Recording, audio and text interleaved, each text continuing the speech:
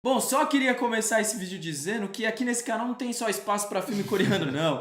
Tem espaço para filme japonês, tem espaço para filme chinês, para filme taiwanês. E tem espaço também para youtuber taiwanês. Exatamente, né? A gente aqui, ó. considerado só branco aí, mas Aqui, ó, um o taiwanês espectro é muito nato. mais amplo nesse mundo, né? Então, bora lá.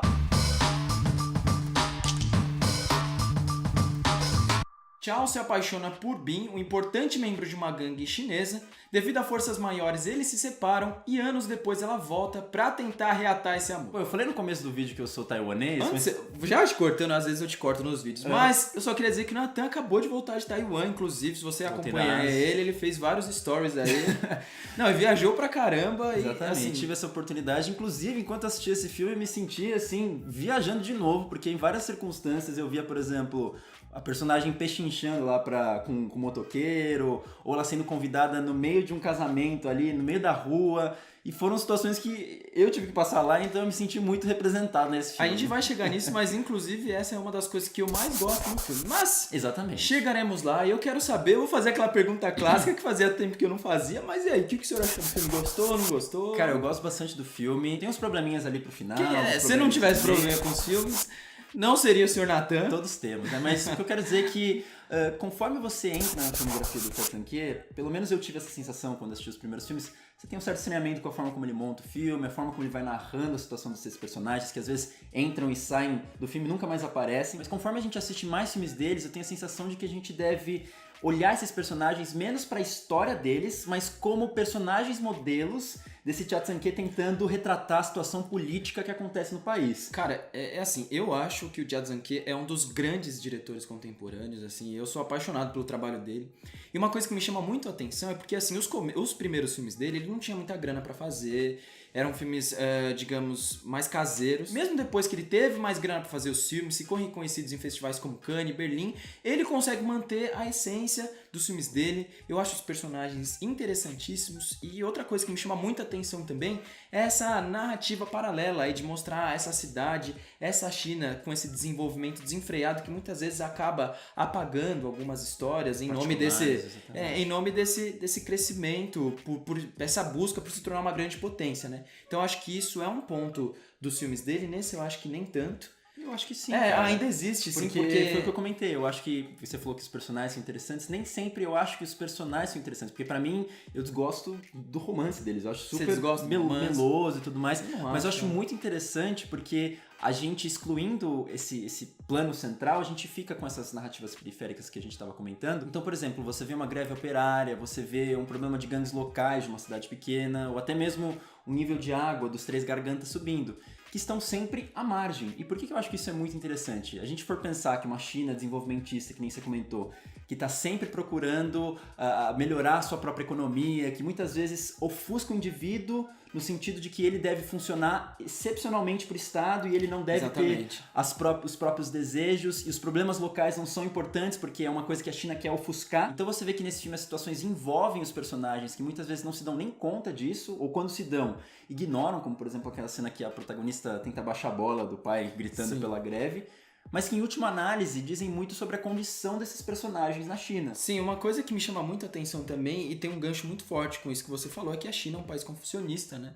E o indivíduo, como você mesmo falou, se eu falar alguma besteira, por favor, me corrija. Esse indivíduo, ele só é mais um indivíduo na multidão e eles fazem de tudo para que ele não se destaque ou para que ele não deixe bem claro que ele é um ser especial ou algo do tipo. Ele só é mais uma engrenagem no meio dessa sociedade que precisa fazer com que o país se desenvolva, né? E eu fico pensando, deve ser muito interessante, né, as pessoas, os chineses assistirem esse filme, porque o Ted Sankey, ele dá protagonismo para esses personagens que muitas vezes são comuns, são personagens como esses outros que estão assistindo a esse filme. E você sabe que os filmes dele me lembram muito uma coisa do neorrealismo italiano, não só por essa questão, mas por uma outra que eu comentei, por exemplo, no Baronesa, e que tem muito em outros filmes dele, como por exemplo Toque de Pecado, que é essa questão de fundo cinematográfico, que é justamente, por exemplo, eu vi uma personagem lá, a protagonista andando, e ela passa na frente de uma senhora segurando o ventilador, que pra mim me chamou muito mais atenção do que estava acontecendo na cena de fato. O que isso quer dizer? Esse fundo cinematográfico é justamente isso que a gente estava falando. É justamente esse social invadindo a história narrativa, invadindo a história clássica. Eu acho que isso tem muito poder. Acho que uma palavra que define muito bem é veracidade, porque São situações muito corriqueiras, são situações muito comuns do dia a dia e é quase que um olhar antropológico ali, porque ele tá gravando esses filmes no meio ali de uma loucura e eu acredito que muitas vezes ele não monta um estúdio, assim, não fala para as pessoas que estão ali, olha, estamos gravando um filme. Tem muitas vezes que eu tava assistindo filme e eu vi as pessoas olhando muito pra câmera, olhando muito pra ela, né? Exatamente. O que é essa câmera? O que são essas pessoas que estão gravando esse filme? Porque muitas vezes são pessoas que às vezes não têm muito contato com isso, né? E outra coisa muito legal também é que tem umas coisas assim meio números circenses no meio de tudo, né? Tem uma arte que é muito popular, é uma arte muito daquelas pessoas, daquela vila. E só antes de a gente passar adiante, eu queria só comentar rapidamente essa questão do fundo cinematográfico, talvez tenha ficado meio jogado, porque na época lá do neorrealismo italiano você tinha aquela questão das ruínas da guerra que dava uma certa veracidade a mais pro filme, porque você invadia o filme com uma carga de verdade que se você deslocasse para um estúdio, você perderia. E aqui você também tem a mesma coisa. Você tem essas situações, essas pessoas comuns que invadem essa realidade narrativa. Mas aí um elemento mostrando que o Jazanke manteve a sua essência, aquela que eu havia citado lá no começo do vídeo. Inclusive, se você gosta dessa discussão aí de fundo cinematográfico, um outro filme muito interessante dele é o 24 City, que ele grava acho que alguns dias, algumas semanas antes de uma área ser represada e, por consequência, uma cidade inteira sumir. E tem essa verdade muito forte. Outro elemento que me chama bastante atenção são os contrastes que o filme apresenta. Em alguns momentos a gente tem pontos de silêncio, de reflexão dos personagens. Em outros a gente tem diálogos muito poéticos, como aquele no vulcão em que eles falam sobre amor, sobre a vida, que eu acho lindíssimo. E a gente tem algumas cenas bastante violentas até, que são as cenas de embate entre essas gangues, né? E o que me chama atenção para uma outra discussão, né? Eu não conheço sobre políticas públicas na China, eu não sei se de fato as gangues dessas cidades afastadas resolvem as coisas dessa maneira, mas nos filmes a impressão que eu tenho é que eles resolvem tudo mão a mão, eles resolvem tudo através das armas brancas, né? Parece que é um código de honra que eles têm, que me parece que nas grandes cidades, em outros, e a forma como outros países resolvem isso, é bem diferente. Então esse é um elemento, mais um elemento cultural, que também eu acho que ele é bastante curioso e que chama a atenção das pessoas. Se a gente for pensar até mesmo nessa discussão que a gente estava tendo no filme, é até meio que um contraste para essa sociedade cada vez mais tecnológica e desenvolvimentista, talvez uma sociedade paralela, de alguma forma esquecida, ou que pelo menos mantém essa exatamente. Ou pode ser esquecida, ou uma sociedade que vive em outro tempo, né? Como no próprio Brasil a gente tem lugares muito afastados lá no norte e nordeste, em que as pessoas têm outros códigos sociais que são tão distintos do nosso que às vezes a gente estranha e fala como as coisas podem acontecer dessa maneira. Bom, e só antes de entrar nessa cena do vulcão, que eu acho que tem um gancho muito interessante para a questão narrativa aí do filme, eu queria comentar um pouco sobre a parte estética do Jazanke, que também é uma outra coisa que a mim chama bastante atenção. Em alguns momentos eu acho que não funciona, como por exemplo o começo do filme, que ele tenta brincar com razões de aspecto diferente para criar, não sei se um estranhamento, para mim só me causou uma dúvida. Eu gosto. Mas se te causou uma dúvida, foi uma sensação. Mas é uma dúvida sem propósito narrativo, sem propósito linguístico nenhum.